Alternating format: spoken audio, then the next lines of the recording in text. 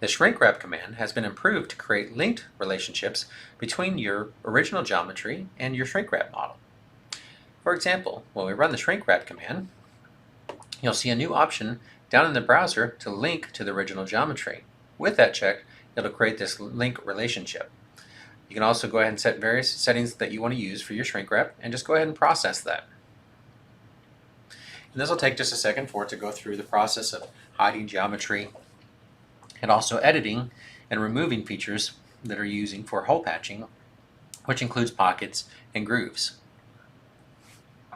Once the process is complete, it'll prompt you to save the file, and you'll notice it's used the same name as your original file but added an underscore simple to define the simple relationship or the link relationship between the two files.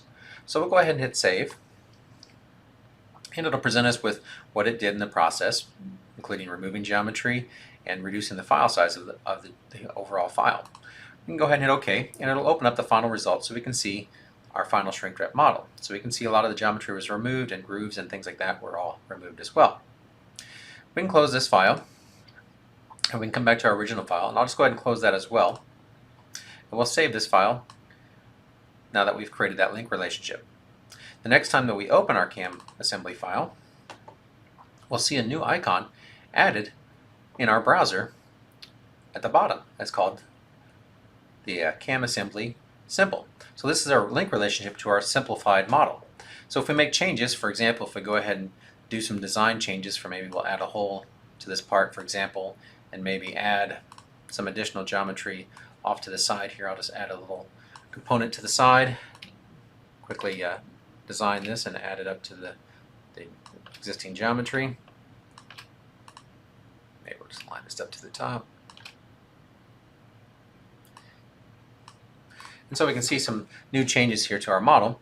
Now if we go to our, our file, we can go ahead and save this file or wait until afterwards, but we can go to this link that we've created for our simplified, right click and hit Edit Shrinkwrap, and just hit Go to go ahead and reprocess and update our Shrinkwrap model.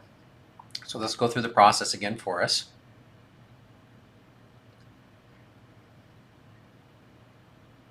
And it will update everything for us to our Shrinkwrap version and make sure the link relationship is updated to the main file. So we'll go ahead and hit OK.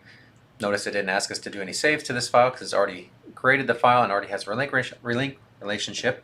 And you can see that the geometry has been updated, the hole's been removed, so our new file has been updated. We can close that, and we can save and close our file.